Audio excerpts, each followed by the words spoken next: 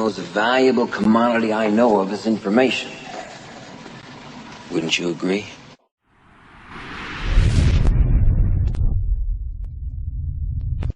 This audio is brought to you by Leader's Basement. It can be found in the public domain. Feel free to use and download. Thought Vibration, or the Law of Attraction in the Thought World, by William Walter Atkinson. Chapter 1. The Law of Attraction in the Thought World. The universe is governed by law, one great law. Its manifestations are multiform, but viewed from the ultimate, there is but one law. We are familiar with some of its manifestations, but are almost totally ignorant of certain others. Still, we are learning a little more every day. The veil is being gradually lifted. We speak learnedly of the law of gravitation, but ignore that equally wonderful manifestation, the law of attraction in the thought world. We are familiar with that wonderful manifestation of law which draws and holds together the atoms of which matter is composed.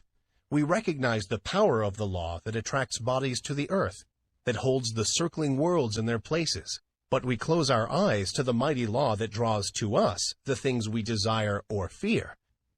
When we come to see that thought is a force, a manifestation of energy, having a magnet-like power of attraction, we will begin to understand the why and wherefore of many things that have heretofore seemed dark to us.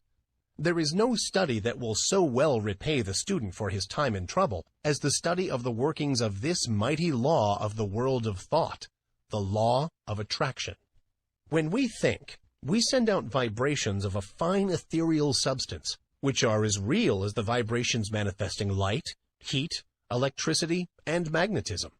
That these vibrations are not evident to our five senses is no proof that they do not exist. A powerful magnet will send out vibrations and exert a force sufficient to attract to itself a piece of steel weighing 100 pounds. But we can neither see, taste, smell, hear, nor feel the mighty force. These thought vibrations, likewise, cannot be seen, tasted, smelled, heard, nor felt in the ordinary way. Although it is true that there are on record cases of persons peculiarly sensitive to psychic impressions who have perceived powerful thought waves, and very many of us can testify that we have distinctly felt the thought vibrations of others, both whilst in the presence of the sender and at a distance. Telepathy and its kindred phenomena are not idle dreams. Light and heat are manifested by vibrations of a far lower intensity than those of thought. But the difference is solely in the rate of vibration. The annals of science throw an interesting light upon this question. Professor Elisha Gray, an eminent scientist, says in his little book, The Miracles of Nature, "There is much food for speculation in the thought that there exist sound waves that no human ear can hear, and color waves of light that no eye can see. The long, dark, soundless space between 40,000 and 400 trillion vibrations per second, and the infinity of range beyond 700 trillion vibrations per second, where light ceases in the universe of motion, makes it possible to indulge in speculation." M. Williams, in his work entitled Short Chapters in Science, says, "There is no gradation between the most rapid undulations or tremblings that produce our sensation of sound and the slowest of those which give rise to our sensations of gentlest warmth. There is a huge gap between them, wide enough to include another world of motion, all lying between our worlds of sound and our world of heat and light. And there is no good reason whatever for supposing that matter is incapable of such intermediate activity, or that such activity may not give rise to intermediate sensations, provided there are organs for taking up and sensifying their movements." I cite the above authorities merely to give you food for thought, not to attempt to demonstrate to you the fact that thought vibrations exist. The last named fact has been fully established to the satisfaction of numerous investigators of the subject, and a little reflection will show you that it coincides with your own experiences. We often hear repeated the well-known mental science statement, "Thoughts are things." And we say these words over without consciously realizing just what is the meaning of the statement. If we fully comprehended the truth of the statement and the natural consequences of the truth back of it, we should understand many things which have appeared dark to us, and would be able to use the wonderful power thought force, just as we use any other manifestation of energy. As I have said, when we think, we set into motion vibrations of a very high degree, but just as real as the vibrations of light, heat, sound, or electricity. And when we understand the laws governing the production and transmission of these vibrations, we will be able to use them in our daily life, just as we do the better-known forms of energy. That we cannot see, hear, weigh, or measure these vibrations is no proof that they do not exist. There exist waves of sound which no human ear can hear, although some of these are undoubtedly registered by the ear of some of the insects, and others are caught by delicate scientific instruments invented by man. Yet there is a great gap between the sounds registered by the most delicate instrument and the limit which man's mind, reasoning by analogy, knows to be the boundary line between sound waves and some other forms of vibration. And there are light waves which the eye of man does not register, some of which may be detected by more delicate instruments, and many more so fine that the instrument has not yet been invented which will detect them, although improvements are being made every year, and the unexplored field gradually lessened. As new instruments are invented, new vibrations are registered by them, and yet the vibrations were just as real before the invention of the instrument as afterward.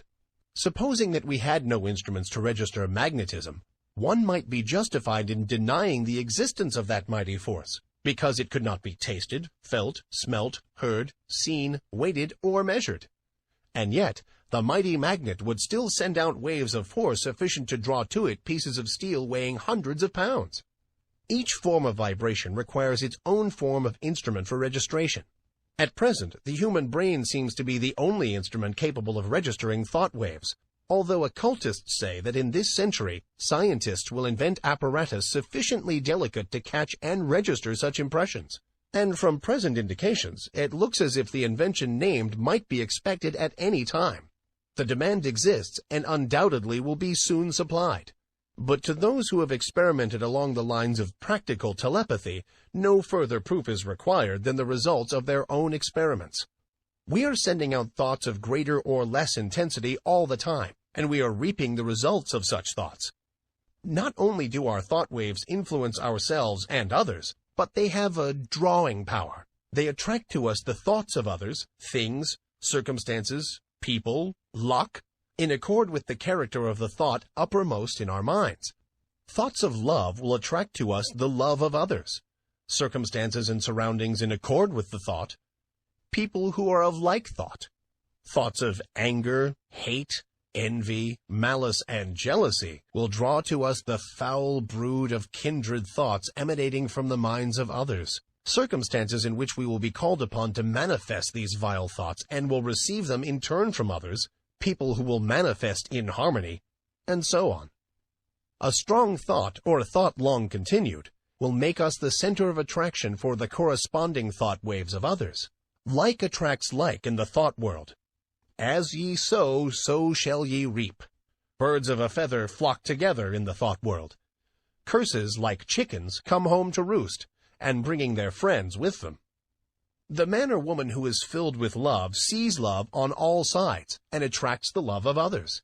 The man with hate in his heart gets all the hate he can stand. The man who thinks fight generally runs up against all the fight he wants before he gets through. And so it goes. Each gets what he calls for over the wireless telegraphy of the mind. The man who rises in the morning feeling grumpy usually manages to have the whole family in the same mood before the breakfast is over. The nagging woman generally finds enough to gratify her nagging propensity during the day. This matter of thought attraction is a serious one. When you stop to think of it, you will see that a man really makes his own surroundings, although he blames others for it. I have known people who understand this law to hold a positive, calm thought and be absolutely unaffected by the inharmony surrounding them. They were like the vessel from which the oil had been poured on the troubled waters. They rested safely and calmly, whilst the tempest raged around them. One is not at the mercy of the fitful storms of thought after he has learned the workings of the law. We have passed through the age of physical force onto the age of intellectual supremacy, and are now entering a new and almost unknown field, that of psychic power. This field of energy has its established laws, as well as have the others, and we should acquaint ourselves with them, or we will be crowded to the wall, as are the ignorant on the plains of effort. I will endeavor to make plain to you the great underlying principles of this new field of energy which is opening up before us, that you may be able to make use of this great power and apply it for legitimate and worthy purposes, just as men are using steam, electricity, and other forms of energy today. Chapter 2. Thought Waves and Their Process of Reproduction.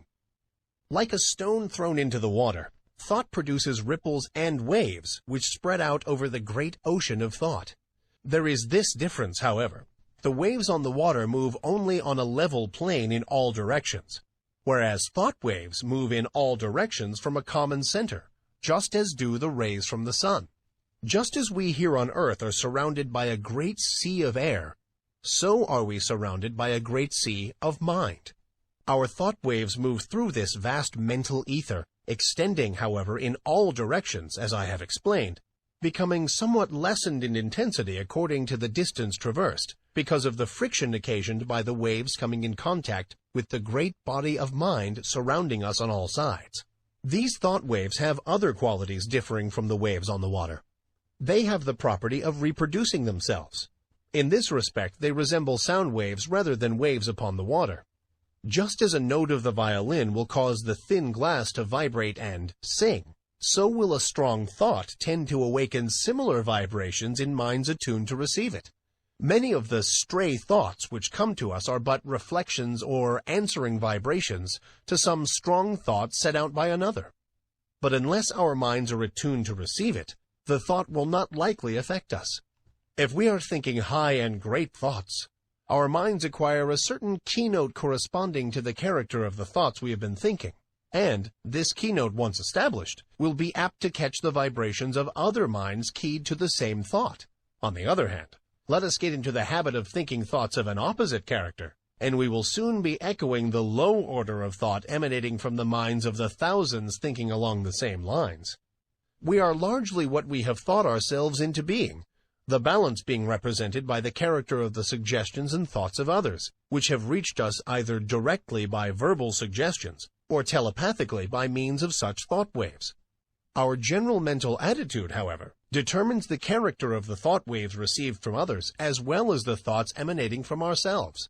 We receive only such thoughts as are in harmony with the general mental attitude held by ourselves, the thoughts not in harmony affecting us very little, as they awaken no response in us.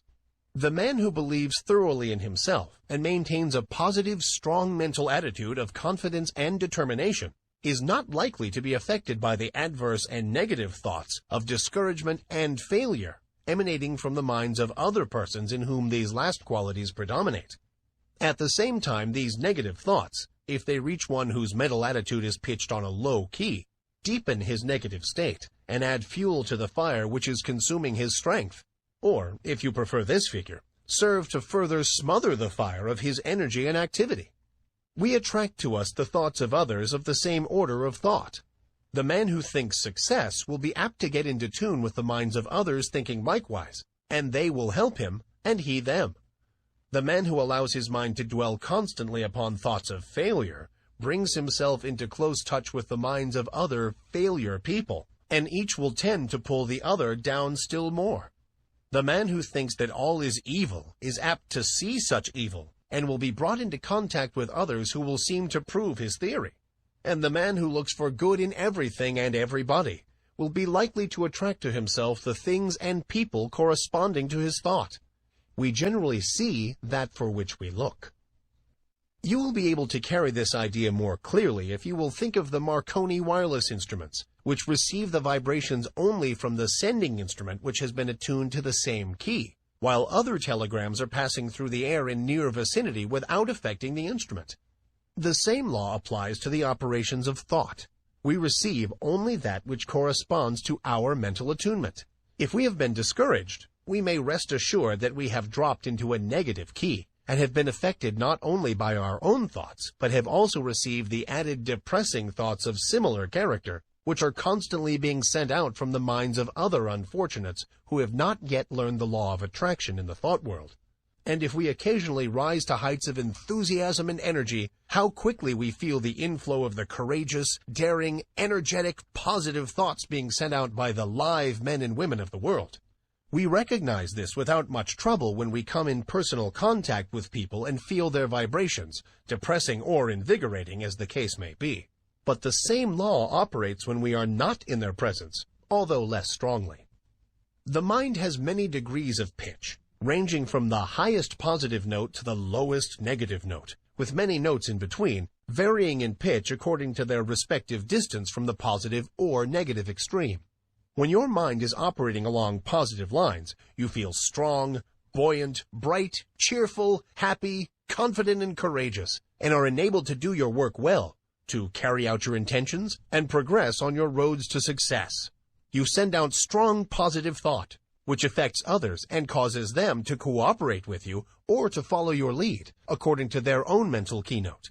When you are playing on the extreme negative end of the mental keyboard, you feel depressed, weak, passive, dull, fearful, and cowardly.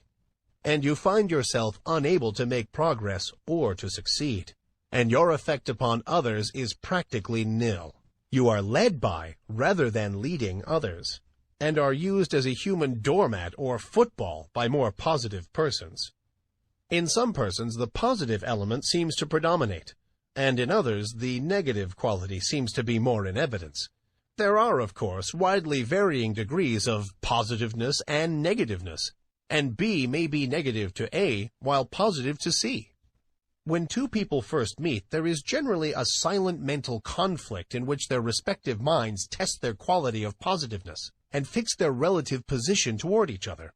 This process may be unconscious in many cases, but it occurs nonetheless.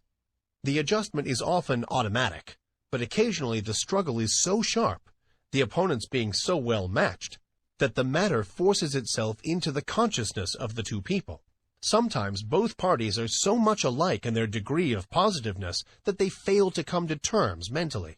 They never really are able to get along with each other, and they are either mutually repelled and separate, or else stay together amid constant broils and wrangling. We are positive or negative to everyone with whom we have relations. We may be positive to our children, our employees, and dependents, but we are at the same time negative to others to whom we occupy inferior positions, or whom we have allowed to assert themselves over us. Of course, something may occur and we will suddenly become more positive than the man or woman to whom we have heretofore been negative. We frequently see cases of this kind, and as the knowledge of these mental laws becomes more general, we will see many more instances of persons asserting themselves and making use of their newfound power. But remember, you possess the power to raise the keynote of your mind to a positive pitch by an effort of the will. And, of course, it is equally true that you may allow yourself to drop into a low negative note by carelessness or a weak will. There are more people on the negative plane of thought than on the positive plane, and consequently, there are more negative thought vibrations in operation in our mental atmosphere. But, happily for us, this is counterbalanced by the fact that a positive thought is infinitely more powerful than a negative one. And if by force of will we raise ourselves to a higher mental key, we can shut out the depressing thoughts and may take up the vibrations corresponding with our changed mental attitude. This is one of the secrets of the affirmations and autosuggestions used by the several schools of mental science and other new thought cults. There is no particular merit in affirmations of themselves, but they serve a twofold purpose. 1. They tend to establish new mental attitudes within us and act wonderfully in the direction of character building, the science of making ourselves over. 2. They tend to raise the mental keynote, so that we may get the benefit of the positive thought waves of others on the same plane of thought. Whether or not we believe in them, we are constantly making affirmations. The man who asserts that he can and will do a thing, and asserts it earnestly, develops in himself the qualities conducive to the well-doing of that thing, and at the same time places his mind in the proper key to receive all the thought waves likely to help him in the doing. If, on the other hand, one says and feels that he is going to fail, he will choke and smother the thoughts coming from his own subconscious mentality, which are intended to help him, and at the same time will place himself in tune with the failure thought of the world. And there is plenty of the latter kind of thought around, I can tell you. Do not allow yourselves to be affected by the adverse and negative thoughts of those around you. Rise to the upper chambers of your mental dwelling and key yourself up to a strong pitch, away above the vibrations on the lower planes of thought. Then you will not only be immune to their negative vibrations, but will be in touch with the great body of strong positive thought coming from those of your own plane of development. My aim will be to direct and train you in the proper use of thought and will, that you may have yourself well in hand and may be able to strike the positive key at any moment you may feel it necessary. It is not necessary to strike the extreme note on all occasions. The better plan is to keep yourself in a comfortable key, without much strain, and to have the means at command whereby you can raise the pitch at once when occasion demands. By this knowledge, you will not be at the mercy of the old automatic action of the mind, but may have it well under your own control. Development of the will is very much like the development of a muscle, a matter of practice and gradual improvement. At first it is apt to be tiresome, but at each trial one grows stronger until the new strength becomes real and permanent. Many of us have made ourselves positive under sudden calls or emergencies. We are in the habit of bracing up when occasion demands. But by intelligent practice you will be so much strengthened that your habitual state will be equal to your bracing up stage now. And then when you find it necessary to apply the spur, you will be able to reach a stage not dreamed of at present. Do not understand me as advocating a high tension continuously. This is not at all desirable, not only because it is apt to be too much of a strain upon you, but also because you will find it desirable to relieve the tension at times and become receptive that you may absorb impressions. It is well to be able to relax and assume a certain degree of receptiveness, knowing that you are always able to spring back to the more positive state at will. The habitually strongly positive man loses much enjoyment and recreation. Positive, you give out expressions. Receptive, you take in impressions. Positive, you are a teacher. Receptive, a pupil. It is not only a good thing to be a good teacher, but it is also very important to be a good listener at times. Chapter 3. A Talk About the Mind. Man has but one mind, but he has many mental faculties, each faculty being capable of functioning along two different lines of mental effort. There are no distinct dividing lines separating the two several functions of a faculty, but they shade into each other as do the colors of the spectrum. An active effort of any faculty of the mind is the result of a direct impulse imparted at the time of the effort. A passive effort of any faculty of the mind is the result of either a preceding active effort of the same mind, an active effort of another along the lines of suggestion, thought vibrations from the mind of another, thought impulses from an ancestor transmitted by the laws of heredity, including impulses transmitted from generation to generation from the time of the original vibratory impulse imparted by the primal cause, which impulses gradually unfold and unsheath when the proper state of evolutionary development is reached. The active effort is newborn, fresh from the mint, whilst the passive effort is of less recent creation, and, in fact, is often the result of vibratory impulses imparted in ages long past. The active effort makes its own way, brushing aside the impeding vines and kicking from its path the obstructing stones. The passive effort travels along the beaten path. A thought impulse, or motion impulse, originally caused by an active effort of faculty, may become, by continued repetition, or habit, strictly automatic, the impulse given it by the repeated active effort developing a strong momentum, which carries it on, along passive lines, until stopped by another active effort, or its direction changed by the same cause. On the other hand, thought impulses or motion impulses continued along passive lines may be terminated or corrected by an active effort. The active function creates, changes, or destroys. The passive function carries on the work given it by the active function and obeys orders and suggestions. The active function produces the thought habit or motion habit and imparts to it the vibrations which carry it on along the passive lines thereafter. The active function also has the power to send forth vibrations which neutralize the momentum of the thought habit or motion habit. It also is able to launch a new thought habit or motion habit with stronger vibrations, which overcomes and absorbs the first thought or motion and substitutes the new one. All thought impulses or motion impulses, once started on their errands, continue to vibrate along passive lines until corrected or terminated by subsequent impulses imparted by the active function or other controlling power. The continuance of the original impulse adds momentum and force to it and renders its correction or termination more difficult. This explains that which is called the force of habit. I think that this will be readily understood by those who have struggled to overcome a habit which has been easily acquired. The law applies to good habits as well as bad. The moral is obvious. Several of the faculties of the mind often combine to produce a single manifestation. A task to be performed may call for the combined exercise of several faculties, some of which may manifest by active effort and others by passive effort. The meeting of new conditions, new problems, calls for the exercise of active effort, whilst a familiar problem or task can be easily handled by the passive effort without the assistance of his more enterprising brother. There is in nature an instinctive tendency of living organisms to perform certain actions, the tendency of an organized body to seek that which satisfies the wants of its organism. This tendency is sometimes called appetency. It is really a passive mental impulse, originating with the impetus imparted by the primal cause, and transmitted along the lines of evolutionary development, gaining strength and power as it progresses. The impulse of the primal cause is assisted by the powerful upward attraction exerted by the Absolute. In plant life, this tendency is plainly discernible, ranging from the lesser exhibitions in the lower types to the greater in the higher types. It is that which is generally spoken of as the life force in plants. It is, however, a manifestation of rudimentary mentation, functioning along the lines of passive effort. In some of the higher forms of plant life, there appears a faint color of independent life action, a faint indication of choice of volition.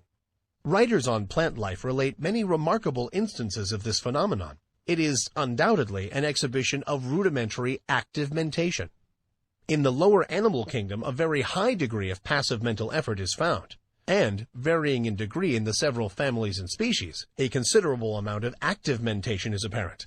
The lower animal undoubtedly possesses reason, only in a lesser degree than man, and, in fact, the display of volitional mentation exhibited by an intelligent animal is often nearly as high as that shown by the lower types of man or by a young child.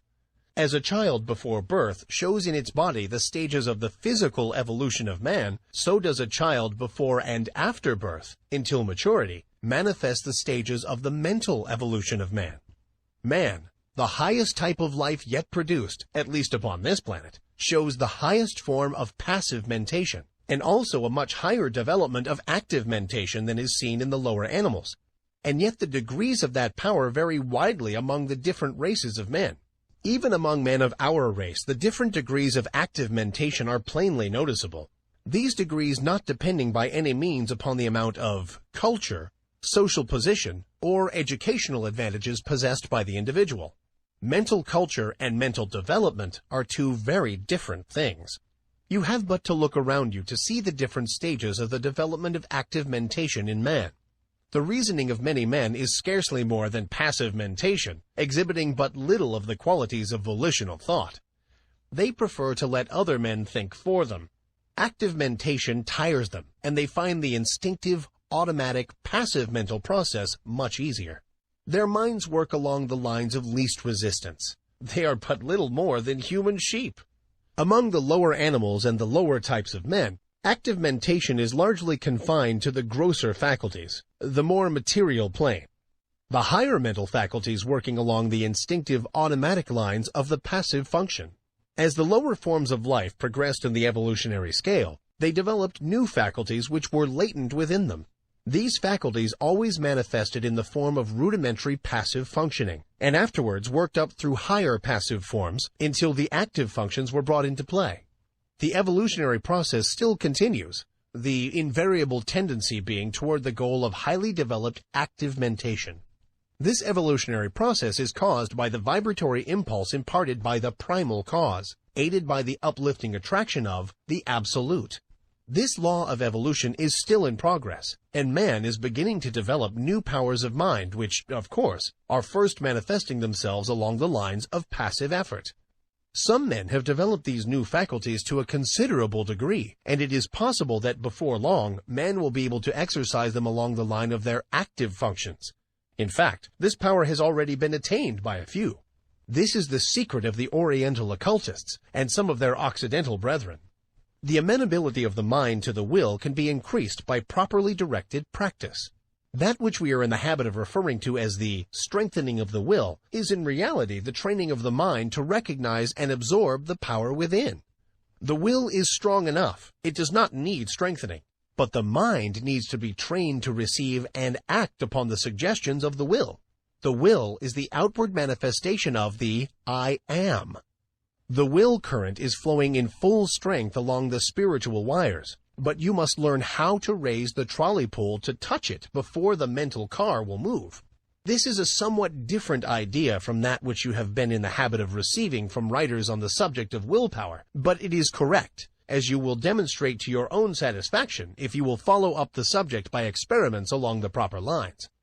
The attraction of the Absolute is drawing man upward, and the vibratory force of the primal impulse has not yet exhausted itself. The time of evolutionary development has come when man can help himself. The man who understands the law can accomplish wonders by means of the development of the powers of the mind, whilst the man who turns his back upon the truth will suffer from his lack of knowledge of the law. He who understands the laws of his mental being develops his latent powers and uses them intelligently. He does not despise his passive mental functions, but makes good use of them also, charges them with the duties for which they are best fitted, and is able to obtain wonderful results from their work, having mastered them and trained them to do the bidding of the higher self. When they fail to do their work properly, he regulates them, and his knowledge prevents him from meddling with them unintelligently, and thereby doing himself harm. He develops the faculties and powers latent within him and learns how to manifest them along the line of active mentation as well as passive.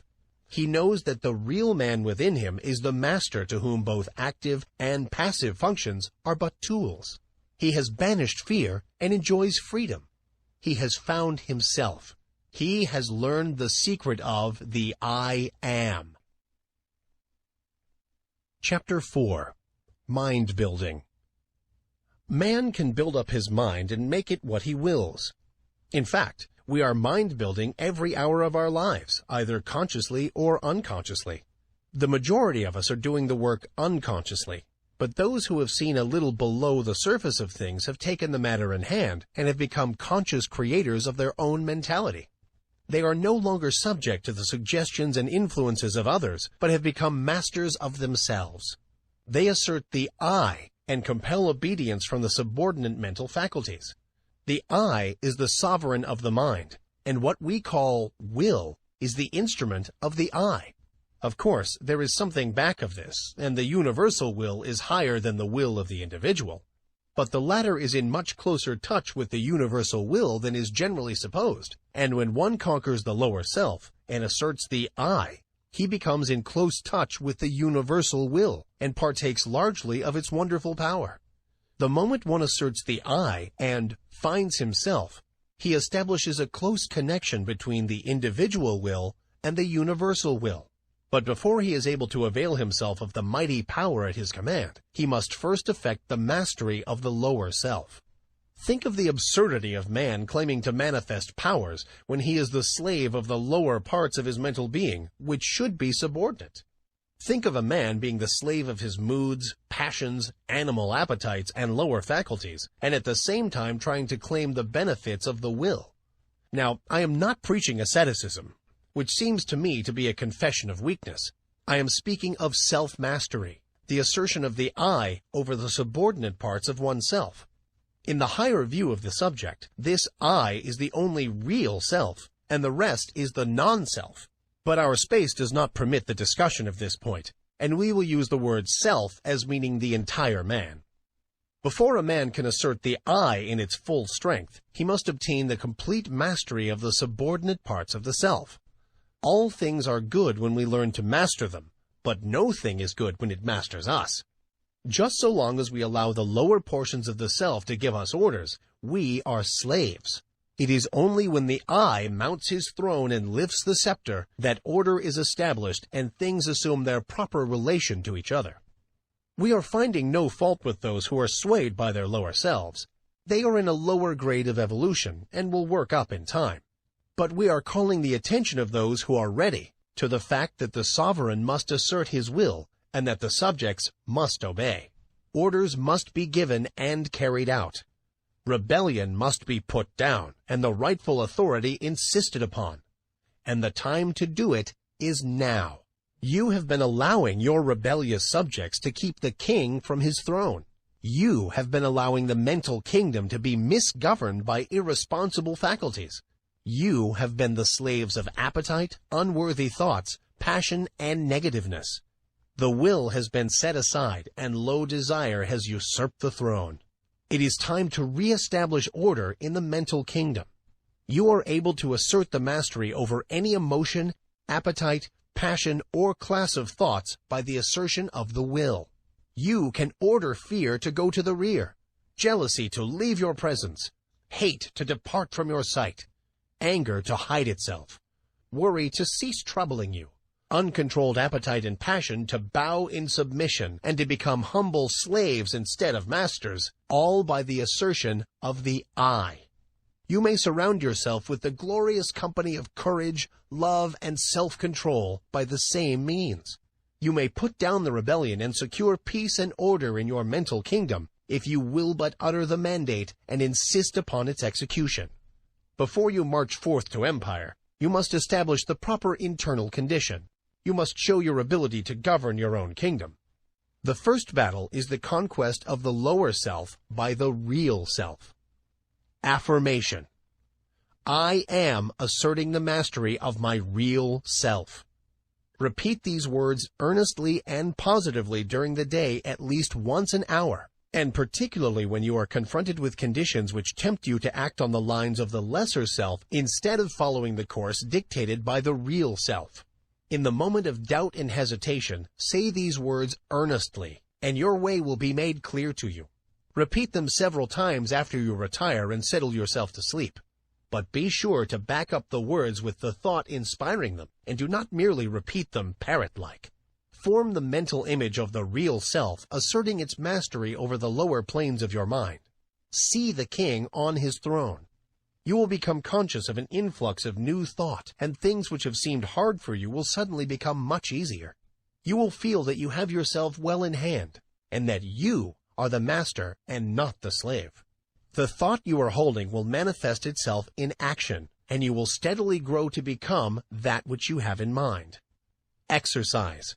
Fix the mind firmly on the higher self and draw inspiration from it when you feel led to yield to the promptings of the lower part of your nature. When you are tempted to burst into anger, assert the I, and your voice will drop. Anger is unworthy of the developed self. When you feel vexed and cross, remember what you are, and rise above your feeling. When you feel fearful, remember that the real self fears nothing, and assert courage. When you feel jealousy inciting, think of your higher nature and laugh. And so on, asserting the real self and not allowing the things on the lower plane of mentality to disturb you. They are unworthy of you and must be taught to keep their places. Do not allow these things to master you. They should be your subjects, not your masters. You must get away from this plane, and the only way to do so is to cut loose from these phases of thought which have been running things to suit themselves. You may have trouble at the start, but keep at it, and you will have that satisfaction which comes only from conquering the lower parts of our nature. You have been a slave long enough. Now is the time to free yourselves. If you will follow these exercises faithfully, you will be a different being by the end of the year, and will look back with a pitying smile to your former condition. But it takes work. This is not child's play, but a task for earnest men and women. Will you make the effort? Chapter 5. The Secret of the Will. While psychologists may differ in their theories regarding the nature of the will, none deny its existence nor question its power. All persons recognize the power of strong will. All see how it may be used to overcome the greatest obstacles. But few realize that the will may be developed and strengthened by intelligent practice. They feel that they could accomplish wonders if they had a strong will, but instead of attempting to develop it, they content themselves with vain regrets. They sigh, but do nothing. Those who have investigated the subject closely know that willpower, with all its latent possibilities and mighty powers, may be developed, disciplined, controlled, and directed, just as may be any other of nature's forces.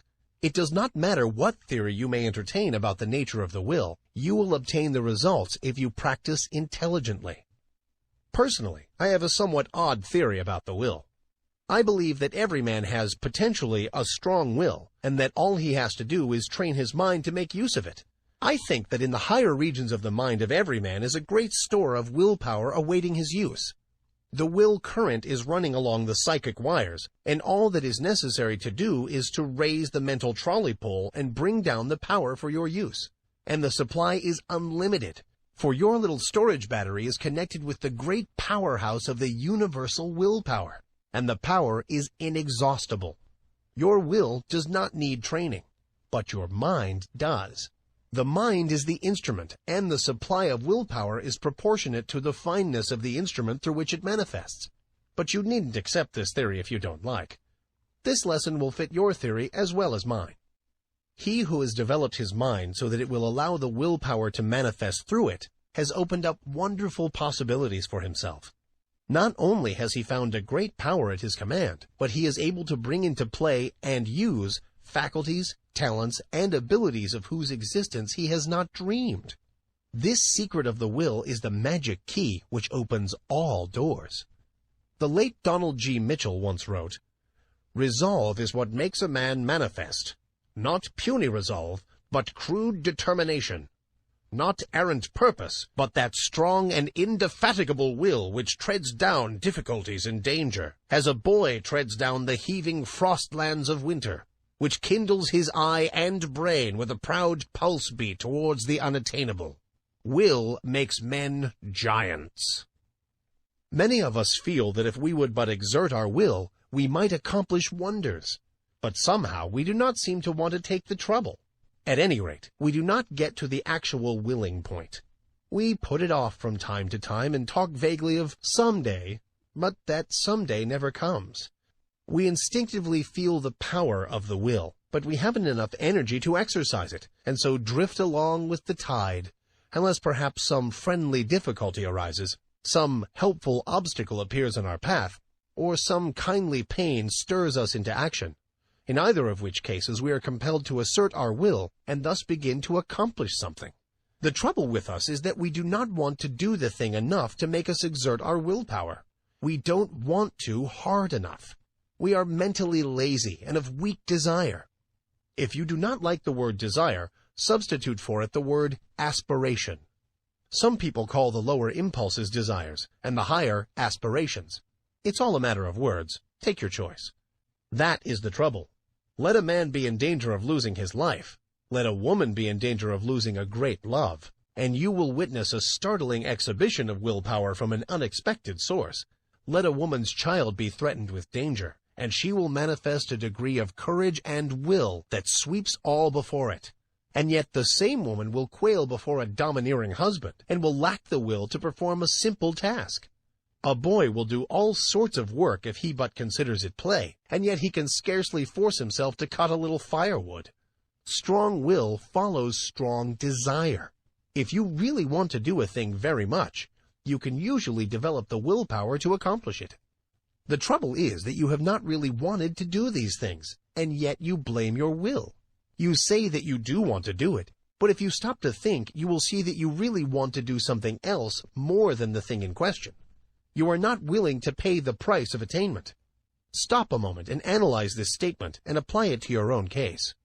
You are mentally lazy. That's the trouble. Don't talk to me about not having enough will. You have a great storehouse of will awaiting your use, but you are too lazy to use it. Now, if you are really in earnest about this matter, get to work and first find out what you really want to do. Then start to work and do it. Never mind about the willpower. You'll find a full supply of that whenever you need it.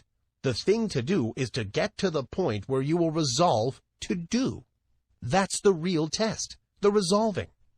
Think of these things a little, and make up your mind whether or not you really want to be a willer sufficiently hard to get to work. Many excellent essays and books have been written on this subject, all of which agree regarding the greatness of willpower, the most enthusiastic terms being used. But few have anything to say about how this power may be acquired by those who have it not, or who possess it in but a limited degree.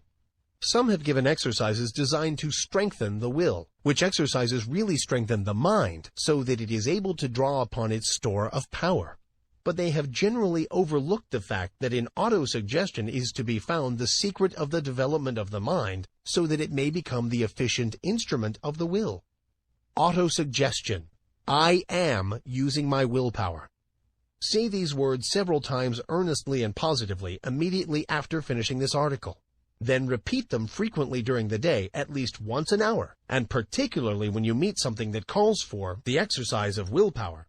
Also repeat them several times after you retire and settle yourself for sleep. Now, there is nothing in the words unless you back them up with the thought. In fact, the thought is the whole thing, and the words only pegs upon which to hang the thought. So think of what you are saying and mean what you say. You must use faith at the start, and use the words with a confident expectation of the result.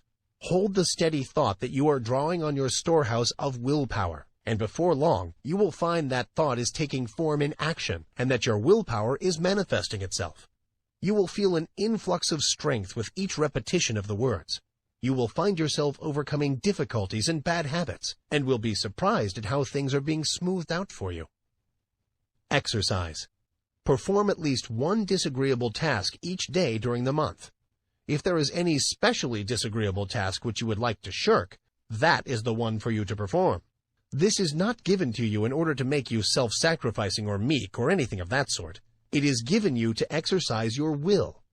Anyone can do a pleasant thing cheerfully, but it takes will to do the unpleasant thing cheerfully. And that is how you must do the work. It will prove a most valuable discipline to you. Try it for a month, and you will see where it comes in. If you shirk this exercise, you had better stop right here and acknowledge that you do not want willpower, and are content to stay where you are and remain a weakling. Chapter 6. How to become immune to injurious thought attraction. The first thing to do is to begin to cut out fear and worry. Fear thought is the cause of much unhappiness and many failures. You have been told this thing over and over again, but it will bear repeating.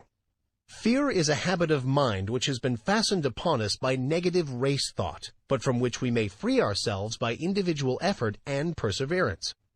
Strong expectancy is a powerful magnet. He of the strong, confident desire attracts to him the things best calculated to aid him: persons, things, circumstances, surroundings. If he desires them hopefully, trustfully, confidently, calmly. And, equally true, he who fears a thing generally manages to start into operation forces which will cause the thing he feared to come upon him. Don't you see?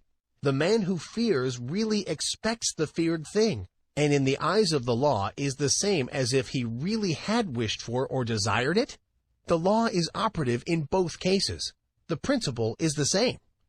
The best way to overcome the habit of fear is to assume the mental attitude of courage, just as the best way to get rid of darkness is to let in the light. It is a waste of time to fight a negative thought habit by recognizing its force and trying to deny it out of existence by mighty efforts. The best, surest, easiest, and quickest method is to assume the existence of the positive thought desired in its place, and by constantly dwelling upon the positive thought, manifest it into objective reality.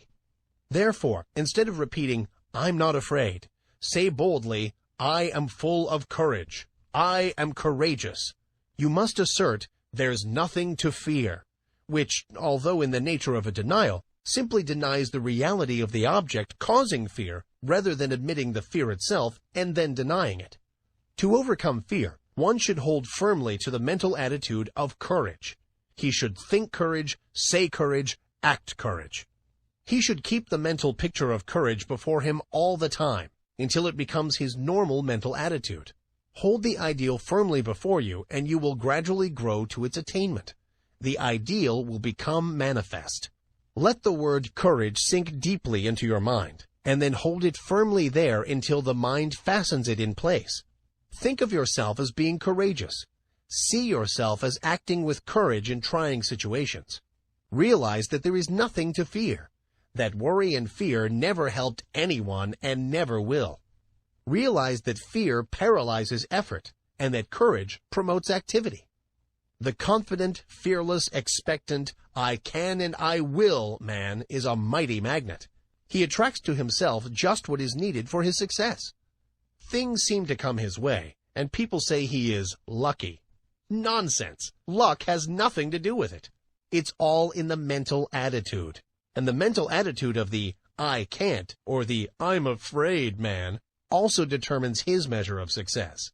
There's no mystery whatsoever about it. You have but to look about you to realize the truth of what I have said. Did you ever know a successful man who did not have the I can and I will thought strong within him? Why, he will walk all around the I can't man, who has perhaps even more ability. The first mental attitude brought to the surface latent qualities, as well as attracted help from outside, whilst the second mental attitude not only attracted I can't people and things, but also kept the man's own powers from manifesting themselves. I have demonstrated the correctness of these views, and so have many others, and the number of people who know these things is growing every day. Don't waste your thought force, but use it to advantage. Stop attracting to yourself failure, unhappiness, inharmony, sorrow. Begin now and send out a current of bright, positive, happy thought. Let your prevailing thought be, I can and I will. Think, I can and I will. Dream, I can and I will. Say, I can and I will. And act, I can and I will. Live on the I can and I will plane, and before you are aware of it, you will feel the new vibrations manifesting themselves in action, will see them bring results, will be conscious of the new point of view, will realize that your own is coming to you. You will feel better, act better, see better, be better in every way after you join the I can and I will brigade. Fear is the parent of worry, hate, jealousy, malice, anger, discontent, failure, and all the rest. The man who rids himself of fear will find that the rest of the brood have disappeared. The only way to be free is to get rid of fear. Tear it out by the roots. I regard the conquest of fear as the first important step to be taken by those who wish to master the application of thought force. So long as fear masters you, you are in no condition to make progress in the realm of thought, and I must insist that you start to work at once to get rid of this obstruction. You can do it, if you only go about it in earnest. And when you have ridded yourself of the vile thing, life will seem entirely different to you. You will feel happier, freer, stronger, more positive, and will be more successful in every undertaking of life. Start it today. Make up your mind that this intruder must go. Do not compromise matters with him, but insist upon an absolute surrender on his part. You will find the task difficult at first, but each time you oppose him, he will grow weaker, and you will be stronger. Shut off his nourishment. Starve him to death. He cannot live in a thought atmosphere of fearlessness. So, start to fill your mind with good, strong, fearless thoughts. Keep yourself busy thinking fearlessness, and fear will die of his own accord. Fearlessness is positive. Fear is negative, and you may be sure that the positive will prevail. So long as fear is around with his but, if, suppose, I'm afraid, I can't, what if, and all the rest of his cowardly suggestions, you will not be able to use your thought force to the best advantage. Once you get him out of the way, you will have clear sailing, and every inch of thought sail will catch the wind. He is a Jonah. Overboard with him. The whale who swallows him will have my sympathy. I advise that you start in to do some of the things which you feel you could do if you were not afraid to try. Start to work to do these things, affirming courage all the way through, and you will be surprised to see how the changed mental attitude will clear away obstacles from your path, and will make things very much easier than you had anticipated. Exercises of this kind will develop you wonderfully, and you will be much gratified at the result of a little practice along these lines. There are many things before you awaiting accomplishment, which you can master if you will only throw aside the yoke of fear, if you will only refuse to accept the race suggestion, and will boldly assert the I and its power. And the best way to vanquish fear is to assert courage, and to stop thinking of fear. By this plan, you will train the mind into new habits of thought, thus eradicating the old negative thoughts which have been pulling you down and holding you back. Take the word courage with you as your watchword and manifest it in action. Remember, the only thing to fear is fear, and, well, don't even fear fear, for he's a cowardly chap at the best, who will run if you show a brave front. Chapter 7. The Transmutation of Negative Thought. Worry is the child of fear. If you kill out fear, worry will die for want of nourishment. This advice is very old, and yet it is always worthy of repetition, for it is a lesson of which we are greatly in need. Some people think that if we kill out fear and worry, we will never be able to accomplish anything. I have read editorials in the great journals in which the writers held that without worry, one can never accomplish any of the great tasks of life, because worry is necessary to stimulate interest and work. This is nonsense, no matter who utters it. Worry never helped one to accomplish anything. On the contrary, it stands in the way of accomplishment and attainment. The motive underlying action and doing things is desire and interest. If one earnestly desires a thing, he naturally becomes very much interested in its accomplishment, and is quick to seize upon anything likely to help him to gain the thing he wants. More than that, his mind starts up a work on the subconscious plane that brings into the field of consciousness many ideas of value and importance. Desire and interest are the causes that result in success. Worry is not desire. It is true that if one's surroundings and environments become intolerable, he is driven in desperation to some efforts that will result in throwing off the undesirable conditions and in the acquiring of those more in harmony with his desire. But this is only another form of desire. The man desires something different from what he has. And when his desire becomes strong enough that his entire interest is given to the task, he makes a mighty effort, and the change is accomplished. But it wasn't worry that caused the effort.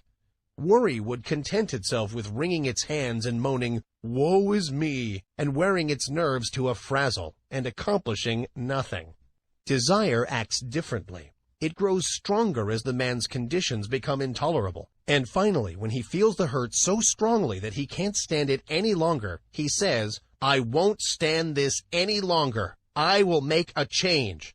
And lo, then desire springs into action. The man keeps on wanting a change the worst way, which is the best way, and his interest and attention being given to the task of deliverance, he begins to make things move. Worry never accomplished anything. Worry is negative and death-producing. Desire and ambition are positive and life-producing. A man may worry himself to death, and yet nothing will be accomplished. But let that man transmute his worry and discontent into desire and interest, coupled with a belief that he is able to make the change, the I can and I will idea, then something happens. Yes, fear and worry must go before we can do much. One must proceed to cast out these negative intruders and replace them with confidence and hope. Transmute worry into keen desire. Then you will find that interest is awakened, and you will begin to think things of interest to you. Thoughts will come to you from the great reserve stock in your mind, and you will start to manifest them in action. Moreover, you will be placing yourself in harmony with similar thoughts of others, and will draw to you aid and assistance from the great volume of thought waves with which the world is filled. One draws to himself thought waves corresponding in character with the nature of the prevailing thoughts in his one mind, his mental attitude. Then again he begins to set into motion the great law of attraction, whereby he draws to him others likely to help him, and is, in turn, attracted to others who can aid him. This law of attraction is no joke, no metaphysical absurdity, but is a great live working principle of nature, and anyone may learn by experimenting and observing. To succeed in anything, you must want it very much. Desire must be in evidence in order to attract. The man of weak desires attracts very little to himself. The stronger the desire, the greater the force set into motion. You must want a thing hard enough before you can get it. You must want it more than you do the things around you, and you must be prepared to pay the price for it. The price is the throwing overboard of certain lesser desires that stand in the way of the accomplishment of the greater one. Comfort, ease, leisure, amusements, and many other things may have to go. Not always, though. It all depends on what you want. As a rule, the greater the thing desired, the greater the price to be paid for it. Nature believes in adequate compensation, but if you really desire a thing in earnest, you will pay the price without question, for the desire will dwarf the importance of the other things. You say that you want a thing very much and are doing everything possible toward its attainment? Pshaw! You are only playing desire. Do you want the thing as much as a prisoner wants freedom? As much as a dying man wants life? Look at the almost miraculous things accomplished by prisoners desiring freedom. Look how they work through steel plates and stone walls with a bit of stone. Is your desire as strong as that? Do you work for the desired thing as if your life depended on it? Nonsense! You don't know what desire is. I tell you, if a man wants a thing as much as the prisoner wants freedom, or as much as a strongly vital man wants life, then that man will be able to sweep away obstacles and impediments apparently immovable. The key to attainment is desire, confidence, and will. This key will open many doors. Fear paralyzes desire. It scares the life out of it. You must get rid of fear. There have been times in my life when fear would get hold of me and take a good firm grip on my vitals, and I would lose all hope, all interest, all ambition, all desire. But, thank the Lord, I have always managed to throw off the grip of the monster and face my difficulty like a man. And lo, things would seem to be straightened out for me somehow. Either the difficulty would melt away, or I would be given means to overcome, or get around, or under or over it. It is strange how this works. No matter how great is the difficulty, when we finally face it with courage and confidence in ourselves, we seem to pull through somehow, and then we begin to wonder what we were scared about. This is not a mere fancy. It is the working of a mighty law, which we do not as yet fully understand, but which we may prove at any time. People often ask, "It's all very well for you New Thought people to say, 'Don't worry,' but what's a person to do when he thinks of all the possible things ahead of him which might upset him and his plans?" Well, all that I can say is that the man is foolish to bother about thinking of troubles to come at some time in the future. The majority of things that we worry about don't come to pass at all.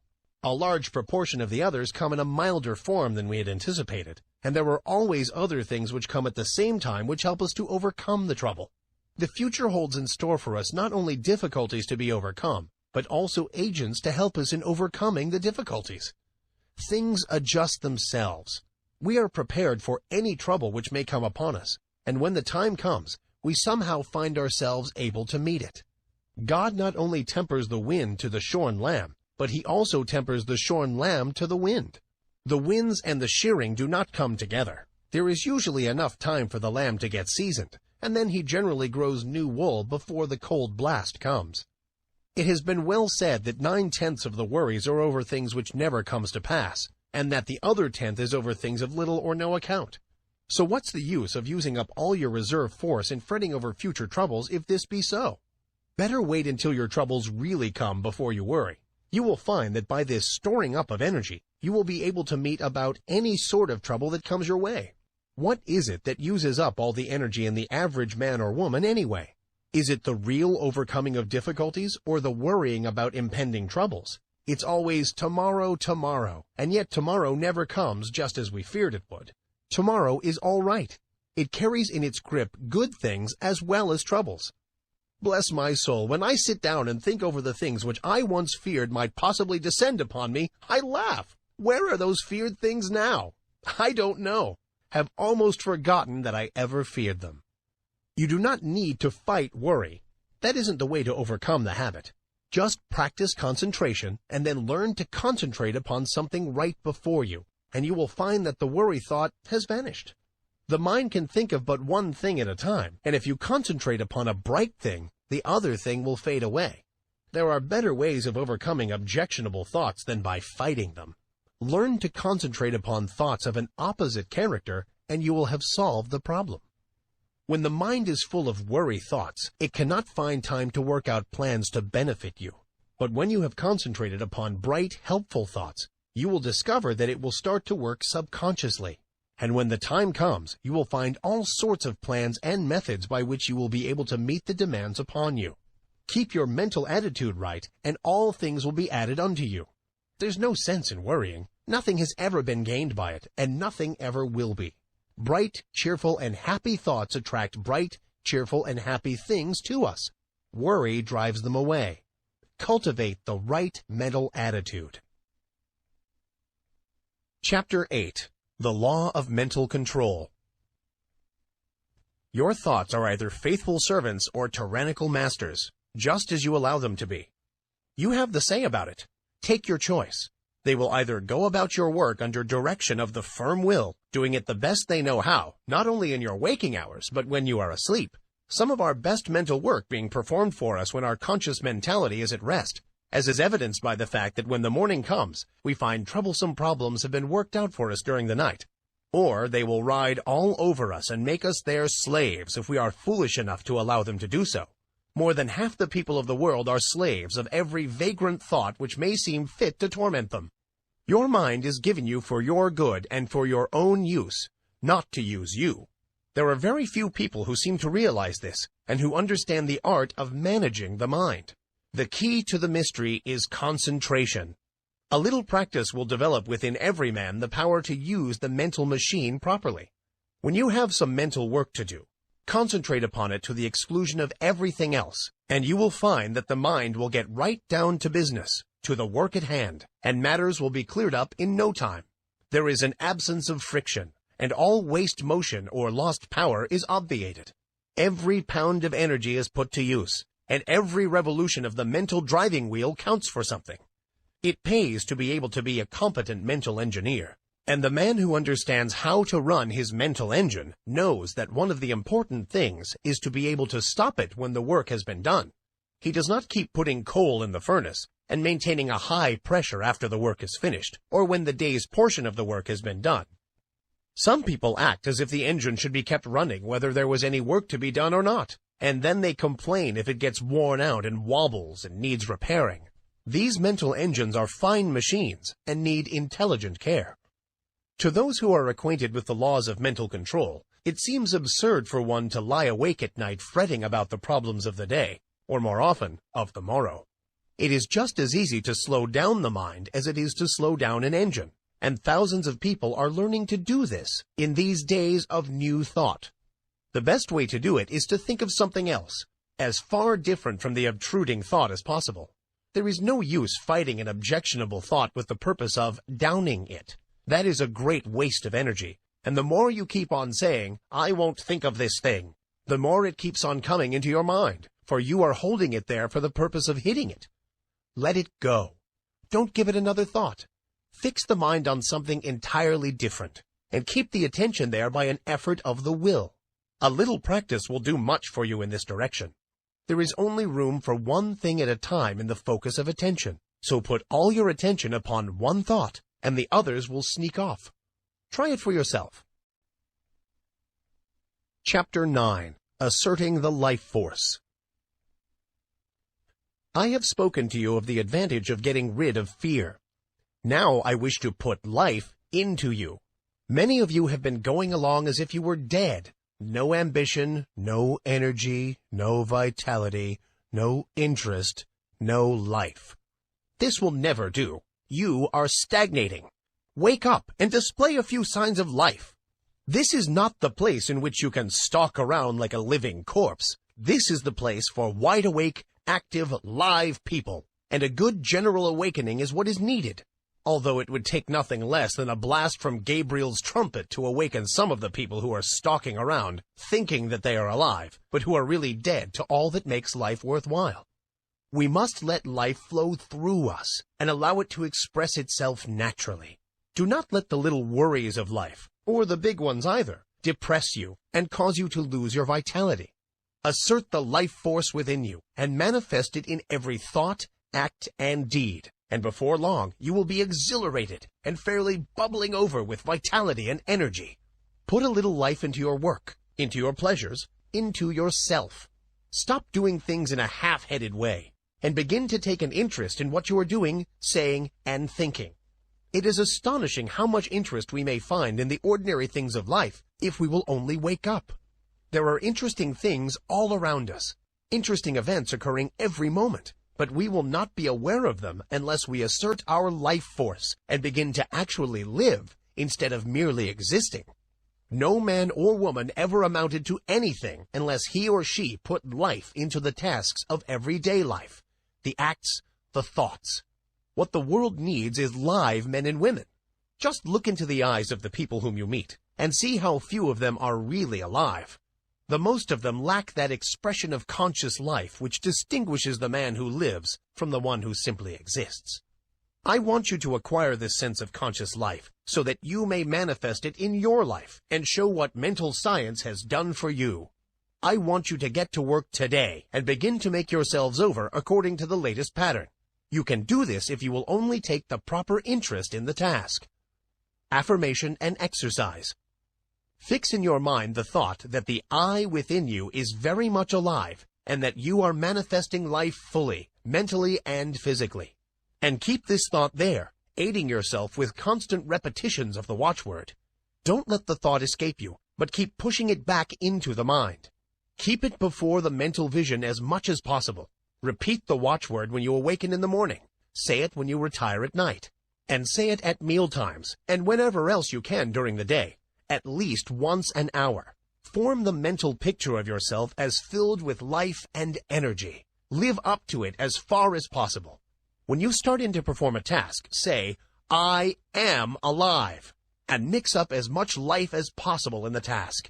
If you find yourself feeling depressed, say, I am alive, and then take a few deep breaths, and with each inhalation, let the mind hold the thought that you are breathing in strength and life, and as you exhale, hold the thought that you are breathing out all the old, dead, negative conditions, and are glad to get rid of them. Then finish up with an earnest, vigorous affirmation, I am alive, and mean it when you say it too. And let your thoughts take form in action. Don't rest content with merely saying that you are alive, but prove it with your acts. Take an interest in doing things, and don't go around mooning or daydreaming. Get down to business and live. Chapter 10. Training the Habit Mind. Professor William James, the well-known teacher of and writer upon psychology, very truly says, "The great thing in all education is to make our nervous system our ally instead of our enemy. For this we must make automatic and habitual, as early as possible, as many useful actions as we can, and as carefully guard against growing into ways that are likely to be disadvantageous.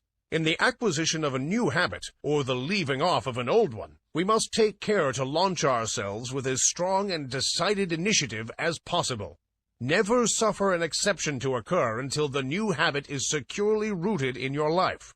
Seize the very first possible opportunity to act on every resolution you make, and on every emotional prompting you may experience, in the direction of the habits you aspire to gain." This advice is along the lines familiar to all students of mental science, but it states the matter more plainly than the majority of us have done. It impresses upon us the importance of passing on to the subconscious mind the proper impulses, so that they will become automatic and second nature. Our subconscious mentality is a great storehouse for all sorts of suggestions from ourselves and others, and, as it is the habit mind, we must be careful to send it the proper material from which it may make habits.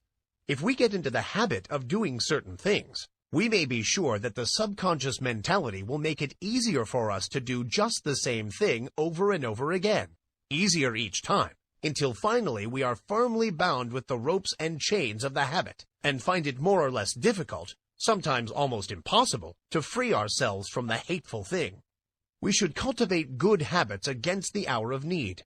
The time will come when we will be required to put forth our best efforts, and it rests with us today whether that hour of need shall find us doing the proper thing automatically and almost without thought, or struggling to do it bound down and hindered with the chains of things opposed to that which we desire at that moment. We must be on guard at all times to prevent the forming of undesirable habits. There may be no special harm in doing a certain thing today, or perhaps again tomorrow. but there may be much harm in setting up the habit of doing that particular thing. If you were confronted with the question, which of these two things should I do? The best answer is, I will do that which I would like to become a habit with me. In forming a new habit, or in breaking an old one, we should throw ourselves into the task with as much enthusiasm as possible in order to gain the most ground before the energy expends itself when it meets with friction from the opposing habits already formed. We should start in by making as strong an impression as possible upon the subconscious mentality. Then we should be constantly on guard against temptations to break the new resolution just this once. This just once idea kills off more good resolutions than any other one cause. The moment you yield just this once, you introduce the thin edge of the wedge that will, in the end, split your resolution into pieces. Equally important is the fact that each time you resist temptation, the stronger does your resolution become. Act upon your resolution as early and as often as possible. As with every manifestation of thought in action, the stronger does it become. You are adding to the strength of your original resolution every time you back it up with action. The mind has been likened to a piece of paper that has been folded. Ever afterwards it has a tendency to fold in the same crease, unless we make a new crease or fold, when it will follow the last lines. And the creases are habits. Every time we make one, it is so much easier for the mind to fold along the same crease afterward. Let us make our mental creases in the right direction. Chapter 11. The Psychology of Emotion. One is apt to think of the emotions as independent from habit. We easily may think of one acquiring habits of action, or even of thinking, but we are apt to regard the emotions as something connected with feeling, and quite divorced from intellectual effort. Yet, notwithstanding the distinction between the two, both are dependent largely upon habit, and one may repress, increase, develop, and change one's emotions, just as one may regulate habits of action and lines of thought. It is an axiom of psychology that emotions deepen by repetition. If a person allows a state of feeling to thoroughly take possession of him, he will find it easier to yield to the same emotion the second time, and so on, until the particular emotion or feeling becomes second nature to him. If an undesirable emotion shows itself inclined to take up a permanent abode with you, you had better start to work to get rid of it, or at least to master it. And the best time to do this is at the start, for each repetition renders the habit more firmly entrenched, and the task of dislodging it more difficult. Were you ever jealous? If so, you will remember how insidious was its first approach, how subtly it whispered hateful suggestions into your willing ear, and how gradually it followed up such suggestions until, finally, you began to see green. Jealousy has an effect upon the bile and causes it to poison the blood. This is why the idea of green is always associated with it. Then you will remember how the thing seemed to grow, taking possession of you until you scarcely could shake it off. You found it much easier to become jealous the next time. It seemed to bring before you all sorts of objects apparently justifying your suspicions and feeling. Everything began to look green. The green-eyed monster waxed fat. And so it is with every feeling or emotion. If you give way to a fit of rage, you will find it easier to become angry the next time, on less provocation. The habit of feeling and acting mean does not take long to firmly settle itself in its new home if encouraged. Worry is a great habit for growing and waxing fat. People start by worrying about big things, and then begin to worry and fret about some smaller thing. And then the merest trifle worries and distresses them. They imagine that all sorts of evil things are about to befall them. If they start on a journey, they are certain there is going to be a wreck. If a telegram comes, it is sure to contain some dreadful tidings. If a child seems a little quiet, the worrying mother is positive it is going to fall ill and die.